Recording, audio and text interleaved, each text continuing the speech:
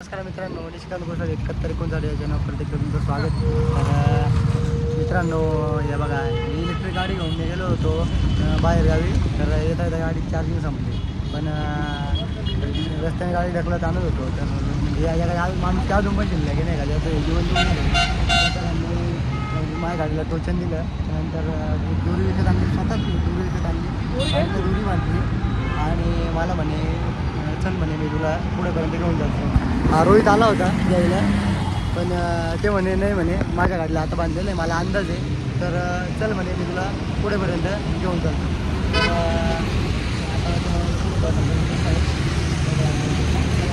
पुढे तुम्हाला दाखवतो. दादा पण घेणार, दादा चला चला मग पुढे दाखवतो. सांगितल्याप्रमाणे हे बघा, ही आपली गाडीची चार्जिंग जमली होती. पिंपळगावच्या आसपास होतो आम्ही. सर तुमचं नाव सांगा ना. अशोक तांबे. ते सर म्हणजे एक नाही का माणूस की एक जिवंत उदाहरण आहे सर.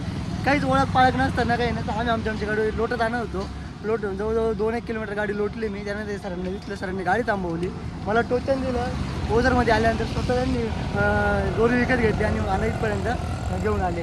तर खूप म्हणजे मनापासून धन्यवाद सर. माझं नाव निष्कांत गोसावी सर. म्हणजे फक्त व्हिडिओ पुरतं नाही, कधी पण काही पण माझ्या लेवलचं काही काम असेल काहीच अडचण नाही. खरंच म्हणजे धन्यवाद. तर सरांकडून खरंच ही गोष्ट शिकण्यासारखी आहे. तर चला आपण बोलू पुढे. एक्सपिरियन्स खूपच अवघड होता आणि त्या सरांना खूप उशीर होत होता. तर त्यांच्या मेसेजला त्यांना दवाखान्यात न्यायचं होतं, पण तरी त्यांनी म्हणजे इतकं माणुसकी दाखवली अशा वेळेस. म्हणजे खरंच नाही का, एक देवाच्या रूपाने ते आले होते. नाही तर आम्ही जवळजवळ म्हणजे त्याचा काही विषय नाही, आपला भाऊ आहेच. तो घरून निघाला 30 किलोमीटर लांब होतो. मी त्याला फोन केला, त्यानं तो म्हणे पाऊस चालू आहे, दिसतच नाही म्हटलं, थांब 2 मिनिटं. कलरच तसा आहे आता म्हणे पाऊस चालू आहे. त्याला म्हटलं भाऊ रेनकोट घाल, काही कर, पण ये म्हटलं. रेनकोट घातलं त्यांनी. एवढा जोरात पाऊस असताना तो आला. म्हणजे खरंच भाऊ तुझे पण मनापासून धन्यवाद. तुझे उपकार काय फेडणार नाही मी, तर तरी पण तुझे धन्यवाद. म्हणजे करत नाही का, भाऊ नसला तरी भावाच्या जागेवर आहे आज, नाही का. एवढं बोलून माझे 2 शब्द संपवतो. जय हिंद, जय महाराष्ट्र. तर चला मित्रांनो, आणि कधी जर तुम्ही कोणाला मदत करू शकणार असाल तर 100% मदत करा. कारण माझे खूप प्रकारे म्हणजे असा प्रवास करून गाडी किती भरलेली आहे आपली, अशा प्रकारचा प्रवास करून म्हणजे पिंपळगाव ते नाशिक प्रवास रोज बहुतेक लोकांचा रोजचा प्रवास असेल, पण आमचा हा प्रवास म्हणजे खूप खडतर प्रवास होता. आणि म्हणजे इतका अवघड की ज्या सरांनी टोचन दिलं त्यांना त्यांच्या मिसेसला दवाखान्यात घेऊन जायचं होतं, तरी ते थांबले. म्हणजे इतके म्हणजे खरंच माणुसकी नावाची खूप म्हणजे माणुसकी. एवढं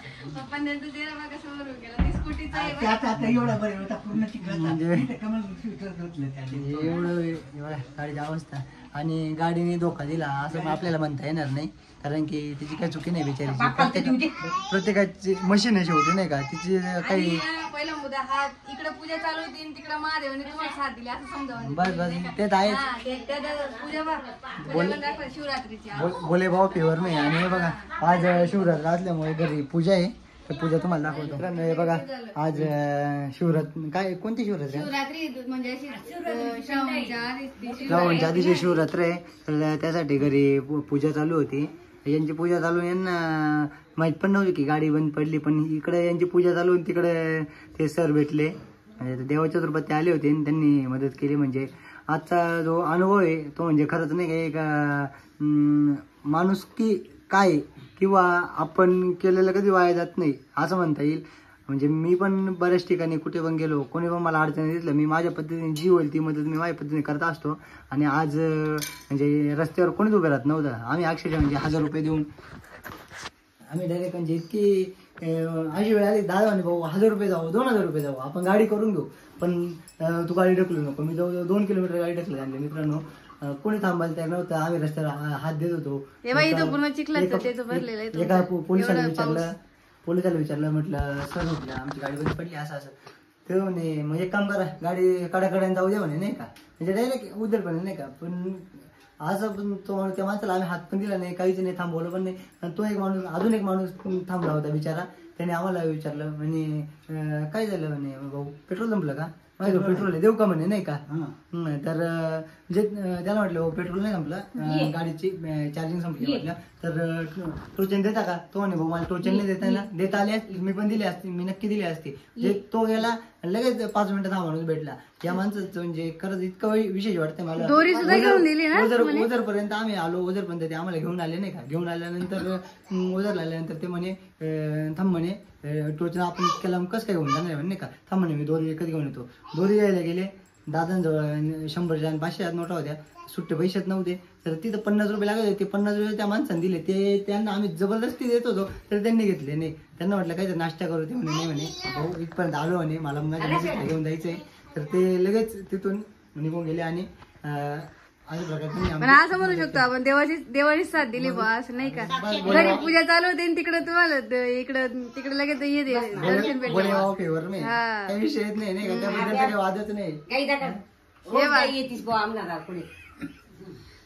हे बा इथे काय म्हणताय बा रोज गाई येतात आमच्याकडे दारा पुढे सारा संध्याकाळी. हे प्रसाद आणलेला आहे, पेढ्याचा प्रसाद आणलेला आहे आता. आणि पूजा अशी केली आम्ही आस्था चॅनलवर ते प्रदीप मिश्रा त्यांचं हे राहतं ना काय म्हणता कथा, त्याच्यानुसार आम्ही पूजा केलेली शिवरात्रीची. हे बघू शकता तुम्ही कसं आहे शिवलिंग मातीचं बनवलेलं आहे, आम्ही घरीच बनवलेलं आहे. आणि हे बघा आईंची आयडिया म्हणजे ही घरीच गळती बनवलेली त्यांनी. अशा प्रकारे आता हे बघ गाई जाईचं नावच घेत नाही. गाय रोज आहे ना. आता काय मुरमुरे पण खाल्ले ते पण खाल्लं तरी गाय इथंच उभी पूर्ण इथपर्यंत येऊन उभी राहते. गाय आता गाडी लावलेली येऊन आली नाही असं आहे. पण तुम्ही चेहराच नाही धुतलं, तुमचं पूर्ण चिखलच आहे बाबा पूर्ण चिखलला बदली आयला. त्यांनी इमेजिन पण नाही केलेलं रे की असं प्रसंग आमच्यावर. पण गाडीची चार्जिंग संपली म्हणून. चार्जिंग नाही संपली मग तिचा बॅटरीचा काही प्रॉब्लेम झाला. शोरूम वाल्यांना कॉन्टॅक्ट केला होता. ते म्हणे आमचा ऑफिस टाइम संपलाय, आमचा टाइम संपलाय, नाही तर म्हणे आम्ही गाडी पाठवली. तुम्ही एक काम करा आणि गाडी जिथे आहे तिथे गाडी सोडून या. उद्या आम्ही जाऊन गाडी कलेक्ट करतो आणि तुम्हाला गाडी रिपेअर करून देतो नाही का. पण आपण अनोळखी ठिकाणी कसं काय गाडी लावून येऊ शकतो नाही का. आणि गाडी जर लावून आलो असतो. माझा एक प्रॉब्लेम आहे, माझ्या 3 गाड्या माझ्या हारपुडा असल्याशिवाय मला झोप लागत नाही. गाडी जर कोणी घेऊन गेलं ना मी 4 वेळा फोन लावून विचारतो भाऊ कुठे आहे, भाऊ कुठे आहे नाही का. म्हणजे गाडी इथं राहू किंवा कुठं राहू गाडी सेफली उभी राहिली मला झोप लागत नाही असा माझा प्रॉब्लेम आहे. त्याच्यामुळे मी गाडी सोडून आलोच नसतो. मी ढकलत आणली असती 22-25 किलोमीटर पण आलो नसतो नाही का. कसं प्रेम होतं चाललेलं आहे. पेढा त्याचे 2 पेढे खाल्ले गेले तर यांनी पेढा दिलीच. आता आजचा आमचा एक्सपिरियन्स होता. तर भविष्यात कधी तुम्ही पण तुम्हाला जर इनकेस मदतीची गरज पडली तुम्हाला पण कोणी ना कोणी मदत करो. आणि जर इनकेस लोकांना कोणाला मदतीची गरज पडली तर तुम्ही नक्की आवर्जून त्यांना मदत करा. कारण की आपण जे करू ते आपल्याला कर्म शेवटी कर्म तुमचे कर्म तुम्हाला कामात आले. कर्म शेवटी फिरून आपल्यापर्यंत येतं नाही का. माणसाने कर्म कधीच करायचं. आज एक गोष्ट म्हणजे इतकं एक वाक्य आठवलंय मला.